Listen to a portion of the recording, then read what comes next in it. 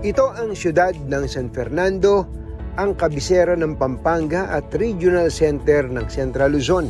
Tinuturing itong puso ng probinsya dahil mayaman sa kasaysayan, sa kultura at maging sa ekonomiya. Ang atraksyong ito ng San Fernando ang siya ring humikayat sa Mega World Corporation upang itayo dito ang kanilang unang township development sa Central Luzon, ang Capital Town.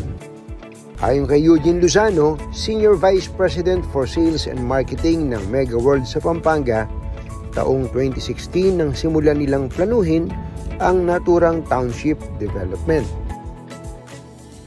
Etong partnership namin simula 2016 na nagsimula. Although etong area na to, this was previously called Pasodeco. It's an old sugar mill. Ito yung unang-unang Filipino-owned azucarera sa buong Pilipinas. 1800s pa, century-old na to. Marami nagtatanong kung bakit sa San Fernando napiling itayo ng Mega World ang kanilang township at hindi sa Clark, kung saan madalas na pumupunta ang mga investor. Bakit po napili ng Mega World na paglagyan po ng capital town ito pong San Fernando, Pampanga? Our chairman, Dr. Andrew Eltan, vision niya palagi to bring the progress and opportunities in strategic locations. Yes. Kasi right now, lahat nandun na sa Clark, all the developments, offices, hotels. So, ang vision niya palagi is ilalagay niya or ilalapit niya sa ibang lugar para mas reachable.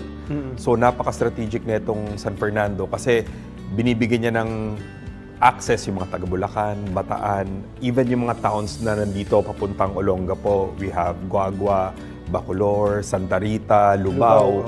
So instead of them pupunta ng Clark or Angeles, which is more than an hour away, nilapit niya yung trabaho, opportunity, yung ganitong klase ng lifestyle. Ayon kay Eugene, ganito rin ang naging formula ng Mega World sa Eastwood, Quezon City, ang kanilang pinakaunang township na naging game changer sa larangan ng real estate development.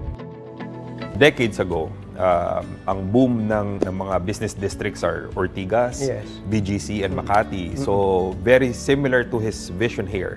Instead of bringing yung mga tao dati, instead of pumunta ng Ortigas, ng Makati, nilapit niya sa Marikina, sa Quezon City, saka sa Antipolo, yung Eastwood. Isa pa sa mga tumatak na township ng Mega World ang Iloilo Business Park na siya ngayong bagong Central Business District sa Iloilo. Iloilo Business Park, dating old Iloilo Airport. 10 years ago, I don't know kung nakapasyal kayo dati, more than 10 years ago, talagang very sleepy town. So iniisip din nila, paano kayo magkakaroon ng opportunity na mabuhay yung ganitong lifestyle o ma-introduce yung parang Eastwood na lifestyle. Sabi namin, ang formula dyan is you have to ipasok mo yung BPO. Pag nagkaroon ka na ng employment opportunity, nagkaroon ka ng BPO opportunity sa loob, mag-iiba yung lifestyle ng mga tao. Even yung spending power nila tataas. And true enough, ngayon, makita mo, buhay na buhay, yung tourism, buhay na buhay. Tulad po ng Iloilo Business Park, plano ng Mega World na itong capital town ay maging susunod na Central Business District dito po sa Central Luzon. Alam nyo ba, 250,000 o 250,000 mga trabaho ang inaasahang malilikha sa township project na ito ng Mega World. Ito po'y bahagi ng advokasya ng kumpanya na magbigay ng maraming oportunidad sa ating mga kababayan.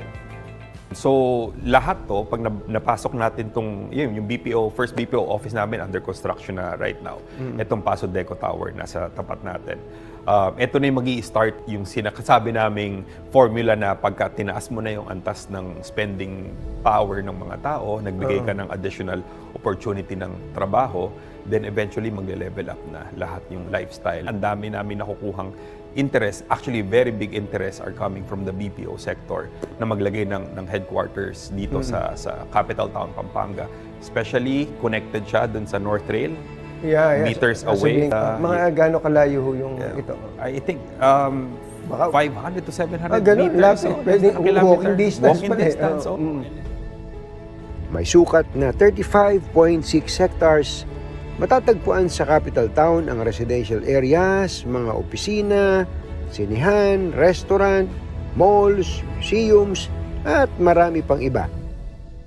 Magkakaroon kami ng hotels dito. Part ng plano rin namin yung museum kasi nga napaka-historic na itong lugar na to. So we're collecting artifacts sa commercial district, itong Shop House District kung nasan tayo ngayon. Tapos ang design niya is neoclassical or art deco. So parang ita-transport ka namin sa Rodeo Drive. Parang nasa Beverly Hills dito. Parang nasa Beverly Hills. Dahil sa laki ng potensyal ng lugar, hindi katakatакang sold out na ang kanilang commercial lots. Etong commercial lots natin, actually, Katunying, mga 5 years ago or 3 years ago, sold out na yan. Mabilis to. Ganon. Wala na pala akong bibilin dito.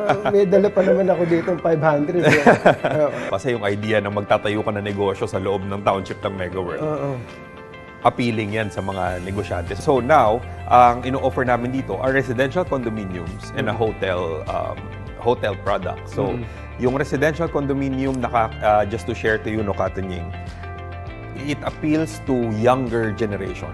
We were surprised, actually, millennial nung una, 5 years ago, millennial, ngayon Gen Z na.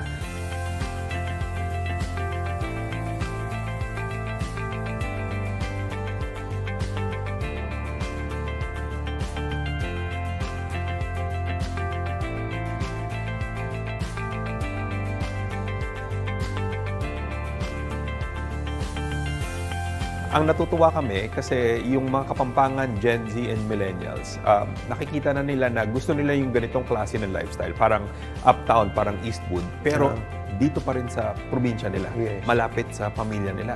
And second, nakikita rin namin yung pasok ng bumibili sa amin ng condominium, mga 2-bedroom, mga napaplano na nila yung retirement nila dito. But hindi na nila ma-imagine yung sarili nila sa malaking bahay.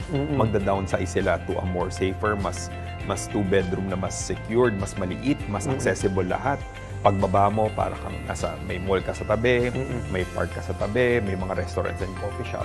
So ito yung dalawang nakikita namin pumapasok na buyers namin. OFW yun, malakas. Yung retirees, isa yun. Isang malaking market namin talaga OFW. Kasi nga, gusto nila kung mag-retire na sila dito sa Pilipinas. So yun. And may isa kaming produkto na mas enticing talaga sa mga OFW, which is yung hotel namin, yung Savoy Hotel. Bukod sa mga building, marami ring open spaces sa capital town. Meron pang rainwater park at narito rin pala ang pinakamalaking McDonald's. Yun nga pala, ba't nyo ba dito inilagay itong pinakamalaking McDonald's? Kasi nga, yun nga I think yung mga Kapampangan, they deserve something big, something beautiful.